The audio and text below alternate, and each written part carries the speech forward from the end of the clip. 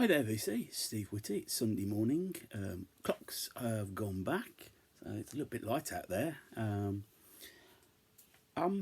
hope everyone's well. Everyone's had a good week, but mine's not been too bad. As I say, we've had some good weather and been listening to some good tunes. Today's video is a response video. James Griffiths posted on Friday, "Gimme 10 A&M, which showed 10 records by artists that were on the A&M label." And I said to James when I sent comments through, I thought I wouldn't mind having a go at this. So here is my take on the A&M label. 10 artists that on the A&M label, all different artists to what James has shown. I don't know if anybody else has done the same, because I haven't watched anybody else's take on it. So, without further ado, here goes. Here's my 10. Now, one artist I was half expecting James to show, and he's coming through, and he mentioned female artists, and I thought, oh, okay, this is one I'm not going to be able to show, and he didn't show. So, the first artist would probably be the most obvious artist I could think of on A&M. That's Joan Armour Trading. Get this out, you can see what James calls the classic 70s A&M label. This is her self-titled album, I believe her third album.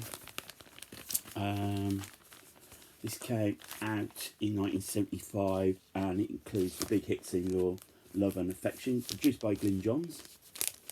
There was a documentary on Joan Armour Trading on the television back last year, and it's been repeated. It might even be on YouTube, I haven't checked.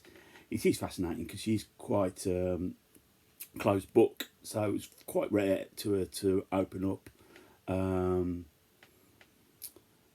about her story. She's a very private person, but still going, still playing concerts.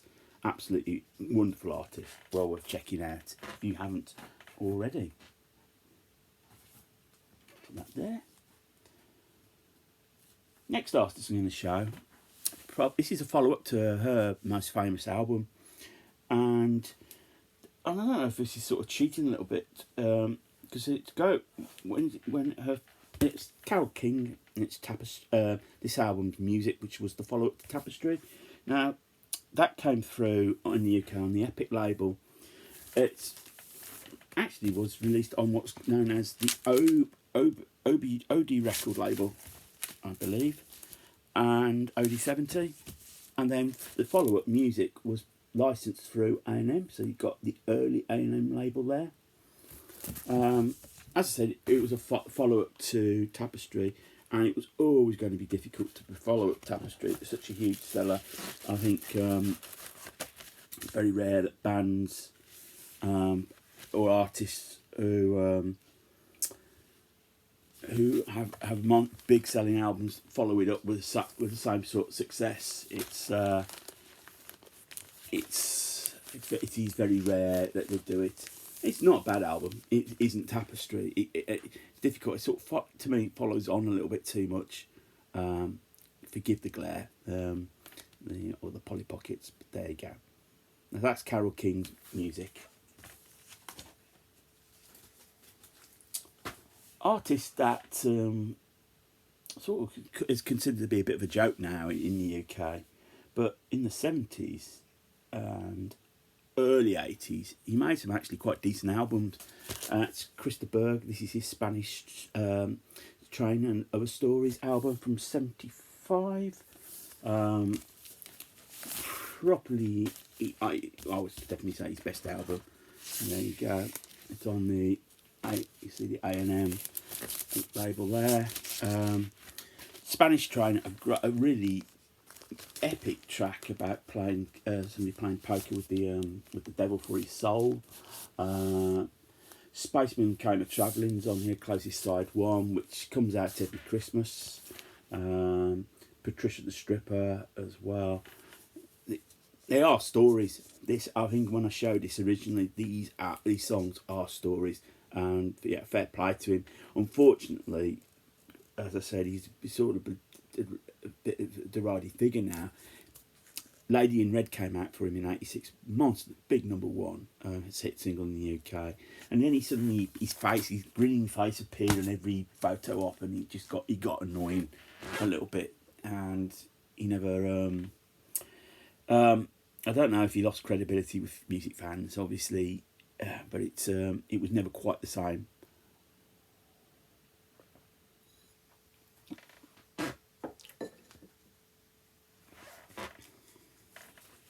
Another what's considered to be a middle of the road artist is Elkie Brooks.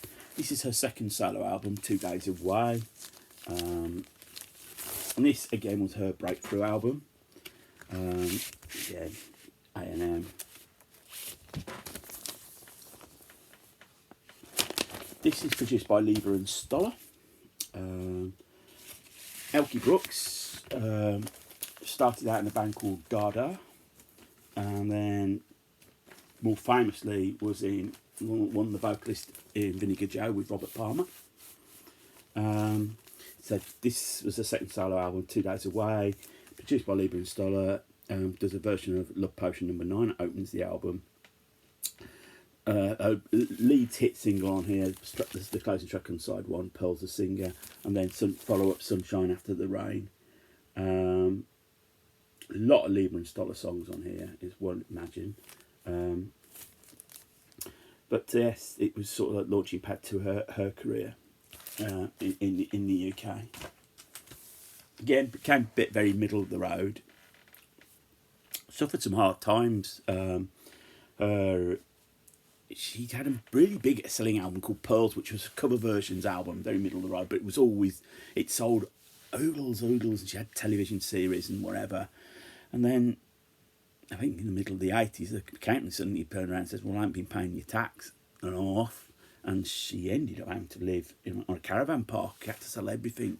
I think financially she's back on her feet again, but can you well imagine that was a bit of a blow at the time.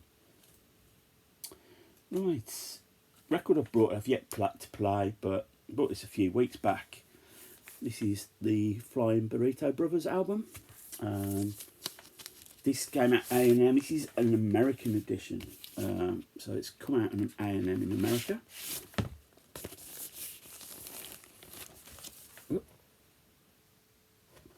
But what's even better about this record is not showing my A&M labels. I'm going to show you my A&M inner sleeve as well. So I was really quite pleased to find that. It was an album that I always said I would pick up, because I've got like a best of Brian Burrito CD. But to see the actual album, I thought, yeah. And it's the Gilded Palace of Sin, Palace of Sin, so give it its full title.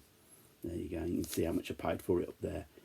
So looking forward to listening to that. I haven't listened to all the tracks on that, I know some of the tracks. Somewhat a bit more, I won't say modern, can you say it's modern, it's 1989. But this is Gun, their debut album, Taking on the World. This was released in 1989. They were really quite popular, still going. Show the actual record and label. So there's the side 1, and there side 2. So it had its own custom label. On the back of this album, one band that really liked it was the Rolling Stones, and because of that, they nabbed their support slot on their European tour that year, which for a young band has got to be great exposure. So lead track which was the hit single Better Days. You've got Shame on You as well. I'm thinking Taking on the World, the title track as well. They were hit singles in the UK. Band had a few other hit singles as well. They did a version of the Cameo's Word Up, which was a big hit for them. I think they're probably their biggest hit in '94. Still going. I think last I heard anything, they did a cover of Hot Chocolate, Everyone's a Winner.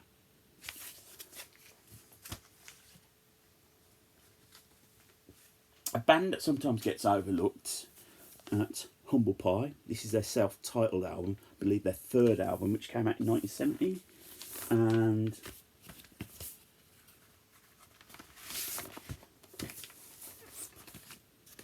there you go. Again, I sort of like the original A&M label. One of the best live bands of that period, I'm led to believe.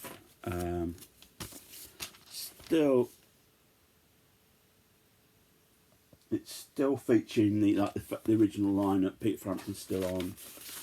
There you go. If I open up, there's the band. I was listening to a podcast about called the Word in Your Ear podcast, and they were talking about. I'll show that bit again.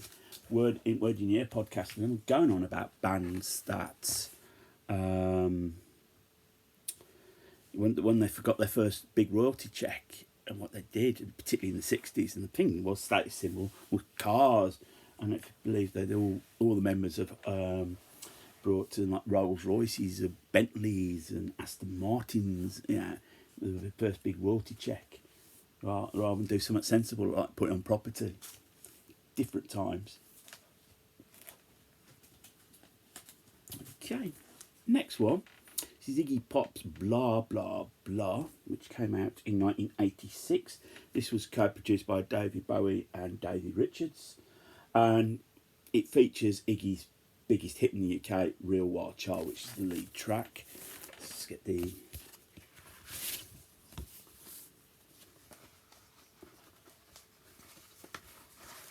Again, the... what's classed as the classic A&M for of a certain ilk. It was his breakthrough. It's very much of a product of its time. It isn't up there with his best, obviously with his best albums, but some nice moments on it. I was listening to it the other day actually, because it's just celebrating its 54th anniversary coming out. I loved the track Hideaway. I enjoyed that. And things like Isolation as well. Really not bad album at all.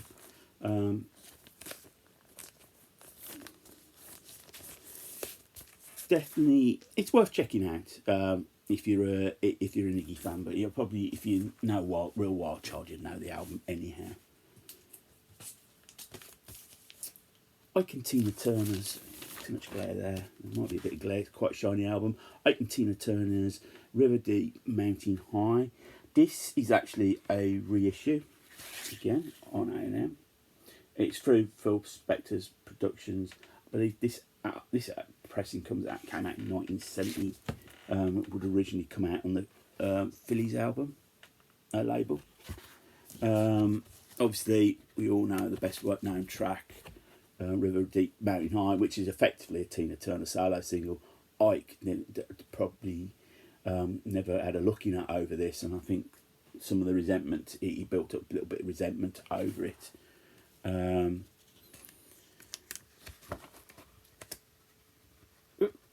get this back in. So you got it is a typical standard album of that period. A lot of covers. Some Ike songs, or things like Idolise You, Fool in Love, Make 'Em Wait. Love Like Yours, Don't Come Knocking Every Day. That's Daisy Holland song. Hold On.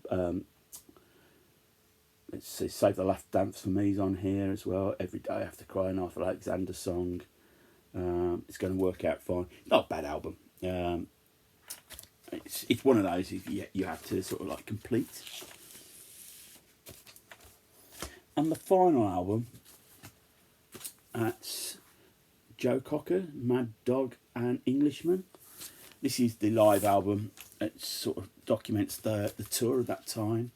There you go there. I'll be careful. It's one of those. That's better. again and again, another sort of original A&M there. And the second disc is the same. It's a double live album.